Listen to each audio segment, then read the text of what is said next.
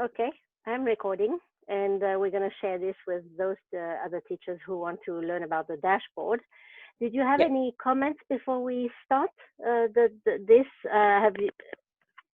What are your opening comments? So just wanted to look at the dashboard as a group and go through it and go through the tasks the teachers are expected to do. And then we can talk about the idea that we've talked about with having the dashboard as the PLASP, since I couldn't get on today, as I said, but Midori's here so we can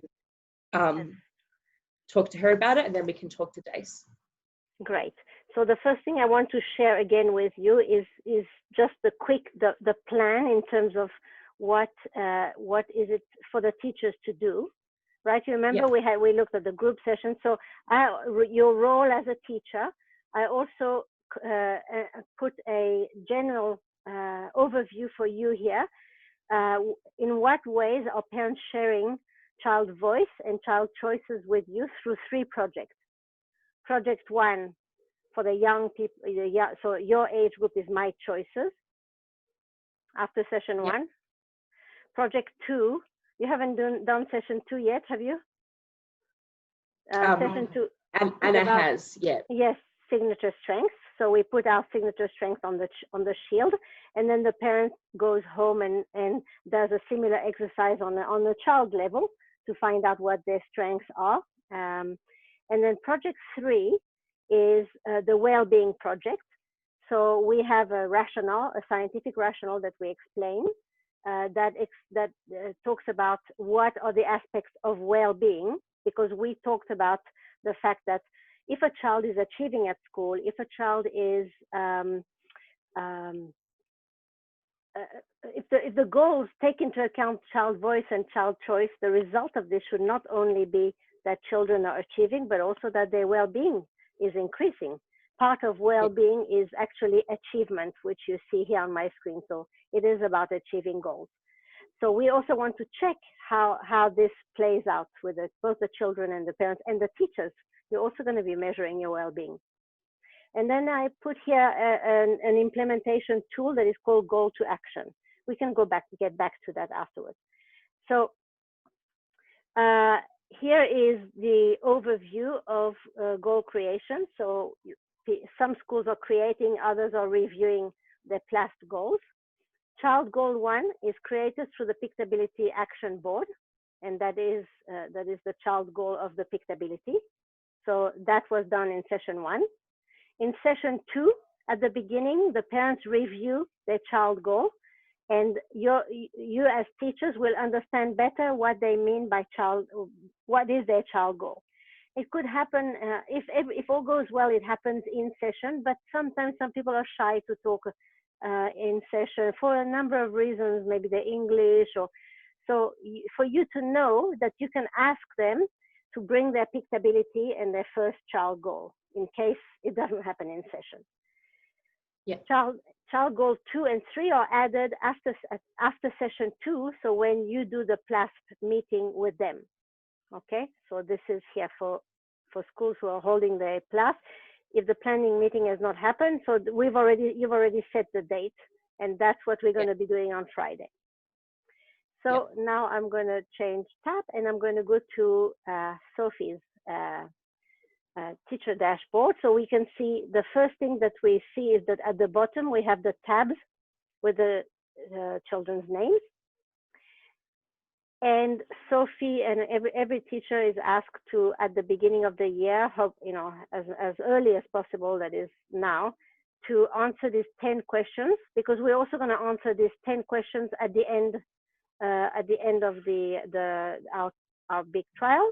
Whether we're going to see movement here or somewhere else, I don't know yet. That's why we're collecting a lot of data to see what changes.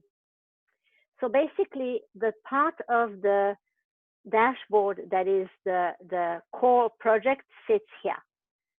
We have project 1, project 2, project 3, which are the ones that I explained earlier. So here's where you enter the child choices that the parents share with that bubble that I showed you. It's in their book.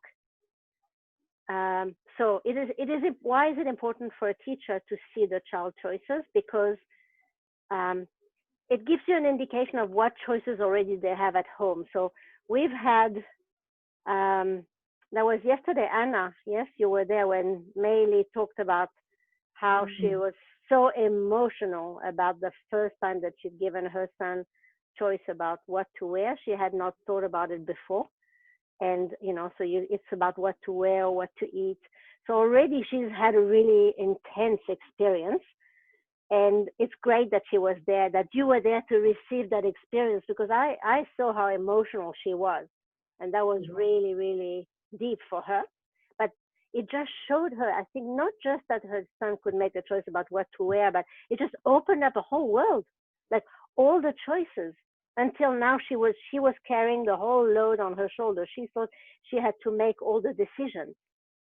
And we don't want to be in a position where a parent makes all the decisions for their child, because as the child grows up, the child is going to just back out, and become a spectator in their life. So for you, it is obvious why we need to know. So so for you to know the sort of the choices that the child has. It's also important to know what the signature strengths of the child are. And what we would love to happen is for a child to actually bring you their shield with their signature strengths. So how do we make this happen exactly with each parent? We have to see, you have a relationship with parents.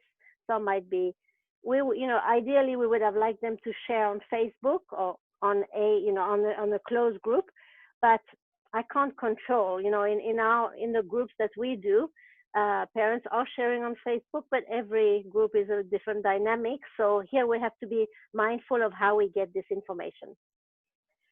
The signature strengths are really important for a teacher, because the students in class, you can see some of the strengths that they bring to class, but you also, the parent has other information. So we can learn from every situation that's in balance. In some cases, the child is doing certain things at home that are really good, that he's not or she's not doing at school. So now you know that, then you can work with it.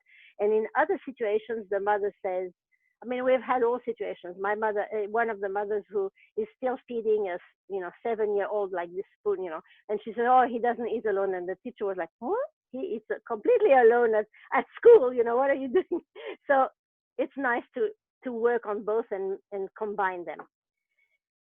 And at the PLASP meeting, we then, the one thing I needed to say here is goal 1, which is Pictability goal, goes in here. It is set by parents during session 1. It is finalized in session 2. It might change. We are leaving it up to parents if they want to change a goal and say at class meeting, actually, I want this. Obviously, you want to go with what they, with what they say. But Sophie was saying that usually there's 3 types of goal. There is communication, there is a social goal, and there is a academic goal, something like this. So I think you want to, sorry? That's what we did at my last school. So that's not necessarily what I think it's a good idea, because it just gives a balance, a balance of course, if communication is fine and we need 1 literacy and 1 numeracy, then you're the expert, so you can help the parents look at that. But in whatever goal, when the goals are set together with the parents, taking into account the choices and the signature strength of the children, then we know that at least that happens at the class meeting. And what we want to know from the teacher dashboard is what happens after the goals are set. So once again, goal number 1 is the goal that's set at Pictability, and it's finalized in session 2. Goal number 2 and goal number 3, these happen at the PLASP meeting, as it says here. So at Friday, each teacher will have 3 goals in their dashboards.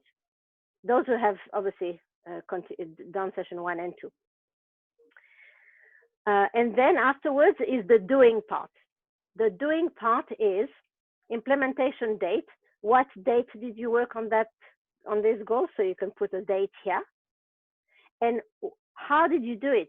So we did X, Y, Z as an example, right? And then child reacted, etc. Okay, so of course when you work on a goal, it takes a few times until another date and another date, and then when the goal is achieved, that's where you put the date achieved. So basically it's quite simple is that we're going to have 3 goals. These are the goals on which we concentrate. The cynics could say, yeah, but you could have a lot more other goals, to which I answer, if there is a great collaboration with parents and teachers, of course the child will overachieve. That I understand will happen in your school. Where we run into trouble is in some schools I won't name, but those paperwork is just done because it has to be done and then forgotten afterwards, or the parents don't even know what happened. So if this is to make it, Dace was saying that he loves the idea of an IEP that's a living document, and there is something. There's more literature. Did you see the article that I put on that? Yeah, that's in this. It's in the teacher resource section. Yes. There is the student voice and the IEP as a living document. So this is an entire journal that was actually dedicated to this. And there's even a podcast over here that I have put which is really, really interesting. If you're interested, if it's a topic that's interesting to you. So that's the project. The project is, the child voice. The choices of the child, the signature strength, then the well-being. And then before session 5, we review those 3 goals, and we ask, was the goal achieved? Because at the point we set the goal here, we know that you're going to take into consideration the signature strengths of the child and the child choices. So if that is number 1, that the child voice and choice is including here, the only question we have to answer here is, was the goal achieved? And if not, why? Is there a sample that you can give us, an example? Because sometimes when you look at the shield, parents are understanding that goals are more like academic or practical. They want to see something visual. But when you look at the qualities of the shield, you've got different characteristics, different qualities of a child, which are not just related to academic. Okay, just off the top of my head like this, if a child says, let me just see the signature strengths here. Say a child talks about creativity or love, curious. A child is curious, okay? And say a goal is to have more friends, to have. So if your goal is, for instance, to have more friendship, that would be a long-term goal. And then we ask, what is the first step? So the first step to have more friendship is to have one person that you're more connected with, right? I mean, you're not going to have 5 friends in one go. So in order to have one person, you say, you the teacher would know, because the parents live in different areas. You the teachers would know that little Johnny sits next to little John, little James, and yeah, they seem to have so the parent may not know that you have critical information. So you can say, and then you can use the curiosity by asking little Johnny, what do you think that James liked to eat? What do you think? So you use the curiosity. Right. This should be a fun project for you teachers. It's kind of different to the way we work. So, I'm not saying throw away what you know. I'm saying just add this on top of the other things. And also it should be something that is done during class. So it's not about adding more work to a teacher. It's about doing it during work, during this class time. So for instance, Sophie has got many students, but there's also other SLSOs that work with the same students, right? So Sophie and the SLSO could say, okay, these are the 3 goals. And then Sophie could say, well, this week I'm away on training. So one of the SLSO will take on and we'll just write in here, this is the goal. What date did I do what? So the idea of the signature strengths and the choices of goal, that's already taken into account when you write goal 1, 2, and 3. If you want, I will be there on Friday to discuss with you how we do this. Once we've done this, then we know that we've already done half of the work. Then all we need to do is go and implement the goal on different dates, work on the goal on different days. It could be that you only work 2 dates. Oops. So it could be that you work on A and on B, and then that's it. And then it's finished. Then you enter the date that is achieved here. The other thing that I was talking to Sophie about is so you could, friendship, for instance, is a huge goal, right? But if we say, get together, develop one friendship. So I think that that the goal achieved is when, if the parents think that, yes, they will cooperate, then one play date with that person. So you leave it to them afterwards. You need to leave it to the parents. So you say, my long-term goal here is friendship. Oops. Long-term. And my first step is one play date. Okay. I suggest that you take a first step that is, because we know we talk about SMART goal, measurable, achievable, right? So you say, yes, at that point we know that they've had a play date. It could be that they decide they're not suited to each other, but then the mother knows how to set up another play date with another child. So we don't want to be like super ambitious and have huge goals, because the parents need to feel that this is achievable.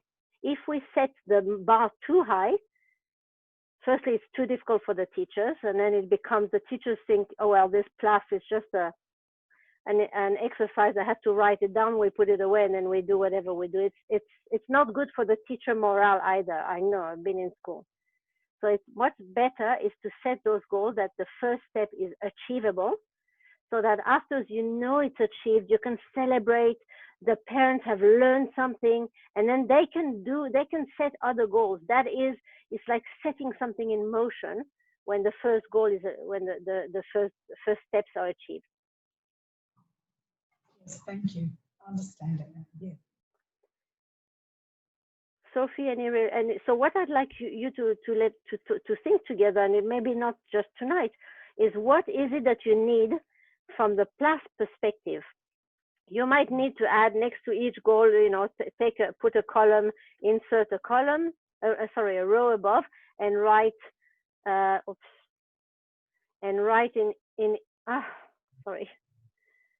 in here the achievement level. Sorry, I forgot there's like in your guidelines you have certain, what's the word? What did I do with it?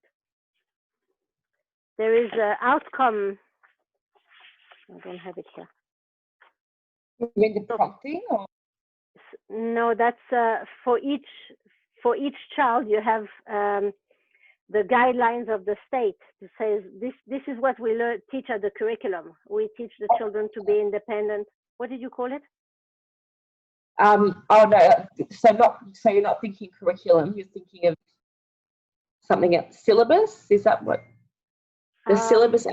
Or the early years learning framework? Yes, the early years learning framework. You might have to add in here what category of the framework it is. Do you have to do that? Do you have to do that? I'm not sure. That's my suggestion is don't do anything that you don't have to do. Just So if there's something, I don't know what like, it's very, each state has got very different rules and different regulations. So if there's, if things have to be in that form by regulation, then you can put it in. If not, then, we know that we're choosing 3 goals that are important to the child and the parents. Yeah. But I think it's not a good idea to double up and have two kinds of forms to fill, because we want one form that works really well. So yeah, that's right. When Midori just comes back out, yeah, we can just run that by her, and then we can have a talk to Jace about it. So Did I you think have that on Friday things will be a lot clearer, because we will have sat down with the parents, and I'm happy to do that. You're starting at 10:30, you said? No, our first one on Friday is at 8:30. Oh, 8:30. 10:30 your time. Oh yeah, okay. Yeah.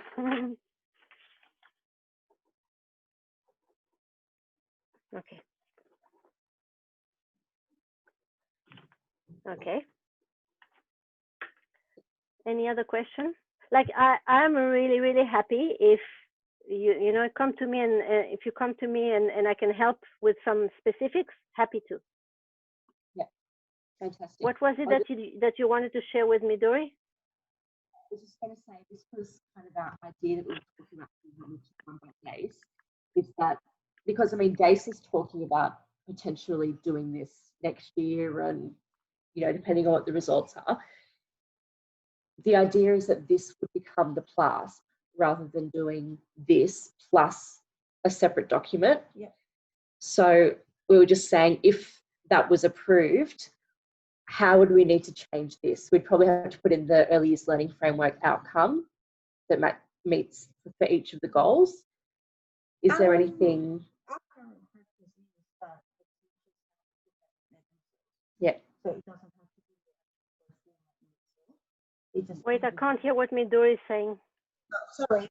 Yeah. Our current practice at the moment is that the PLAST is very similar to that. It's just got the 3 goals, and it's social curriculum. They're kind of like the 2 criterias. When you put your goal in, we have a little section that has links to syllabus or early years learning framework, to the curriculum. So that doesn't have to be in. You can add it in. Yeah, the teacher would have to add it themselves. Yeah. Yeah. So that's exactly what happens in New Zealand also, because each government, each Ministry of Education puts out some, it's like a guideline for teachers. And so you follow that guideline, but after you follow the top guideline, you basically, the goals that you put in is really up to you and the child and the family. So basically, we have a goal, then the goal, like the goal details, like unpacking it a little bit more, then the current skill level, and then intervention strategies and resources, and then there's review notes and consultation with parents. That's sort of like the little criterias underneath each goal. Okay, so if you can give the directives, Sophie could add that in her dashboard as an example, and then other people could copy, or else you could have one tab that refers to, you should have this and this and that, and then people just add in another tab. Yes, that's what I said to Sophie when I saw your PLAST document.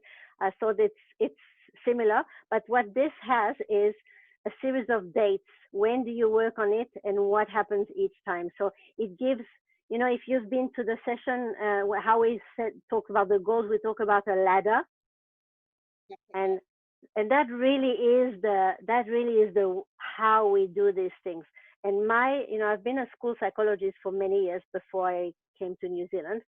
And to me, the main reason why goals were not achieved is because people set like a goal that sounded really nice, but there were no clear steps.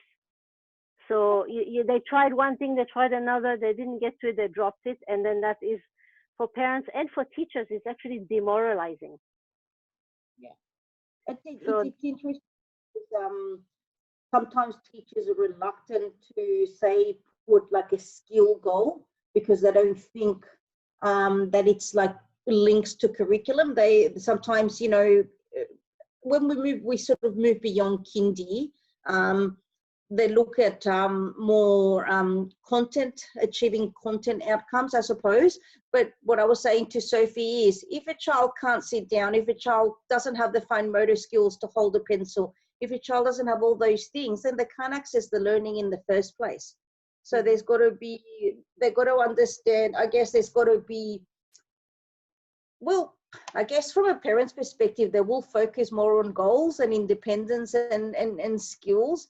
But at the same time, if a parent is aiming, not that they're aiming too high, but I guess that collaborative process and that conversation is not about the teacher saying, this is the goal, but supporting the parent in the conversation to understand, well, this is how we need to break it down so they can have achievable little steps.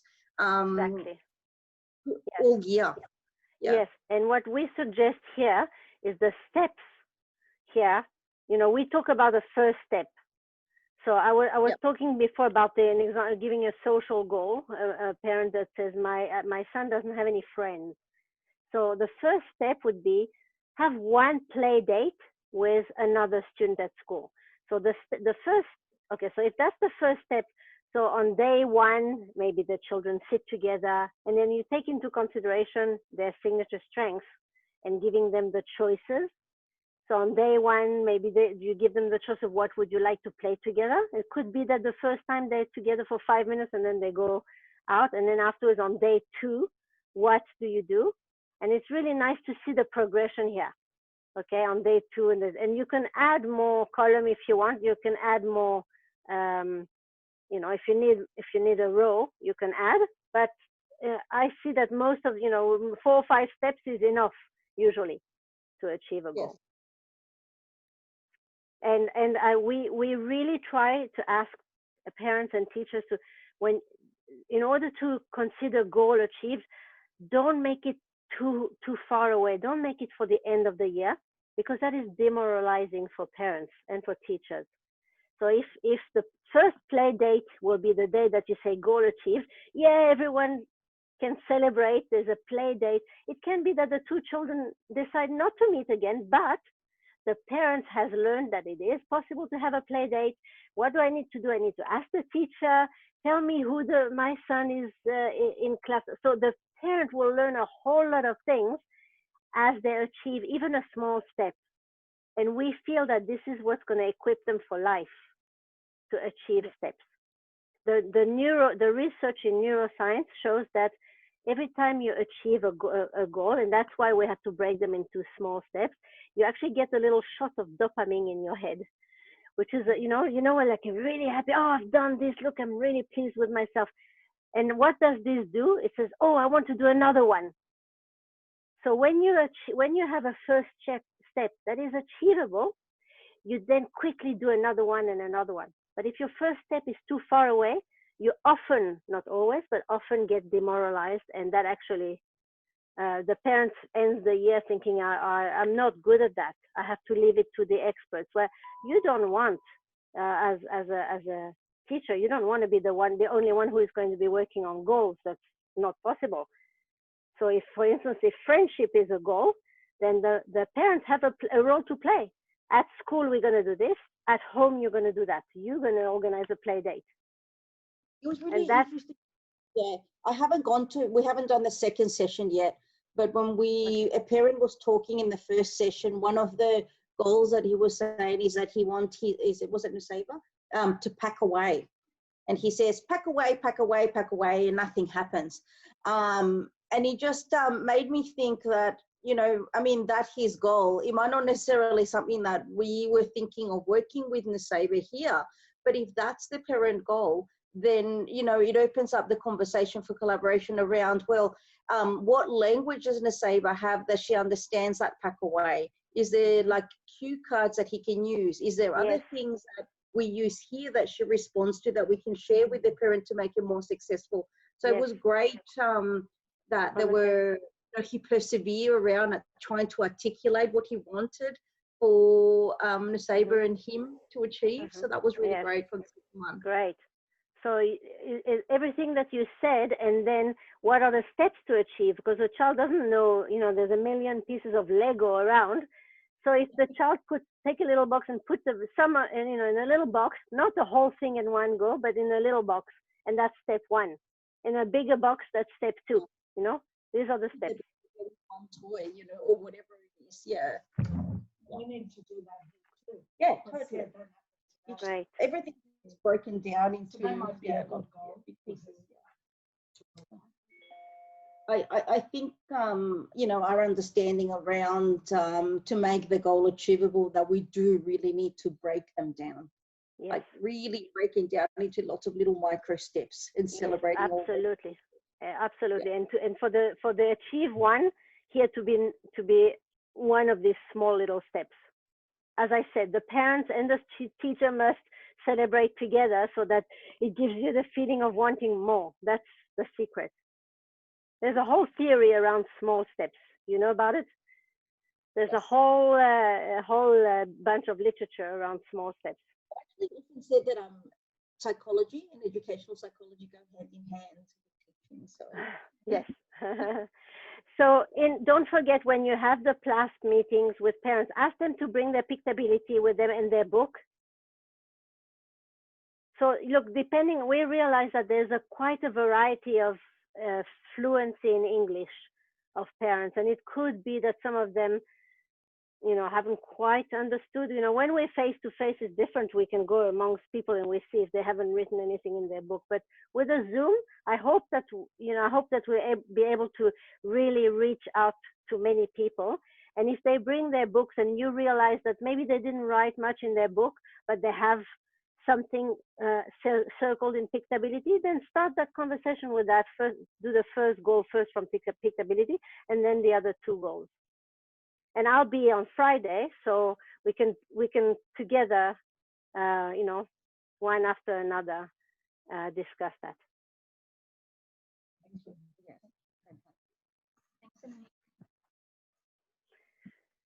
So. Thank you. All right. So I'm going to. So that's it? We finished the recording. Should I? Yeah. Okay. So we say goodbye. And this was our dashboard, teacher dashboard conversation. And what Punch Bowl is going to do, which I think it's absolutely the smartest thing to do, is have one document with 3 goals on it, the signature strengths and all the strategies, so that it's very clear. If one teacher steps out of the classroom and there's a replacement teacher, there's another word. Sorry? Substitute. Yes, yeah. So another teacher comes in. It's easy. There's a dashboard there. These are the 3 goals we're working on. See if today you can work on all 3. Here's the date. Right here what you did and what's the result. My aim is that it's workable. It's not just on the shoulders of the teacher. That is not going to work. Teaching is also a collaborative endeavor. And teaching, when a school like yours is so collaborative and so willing to do partnerships with parents, then the best outcome for the children is when parents and educators work together on the same goals. Yep, that's exactly right. I think that's a good way to right. Mm-hmm. Last words from each one of you. Oh, well, I think you just summed it up very well, actually. Sorry? I think you summed it up really well. And that's, our aim is to work with the parents, not that we write goals and we tell the parents what they are and, that's it. That they are empowered to help with that whole process and have their goals and have their child's voice in the goals as well.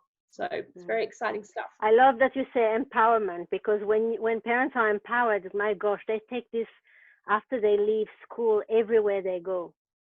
Yes, that's right. So if you can give empowerment to a parent, that's the most wonderful gift.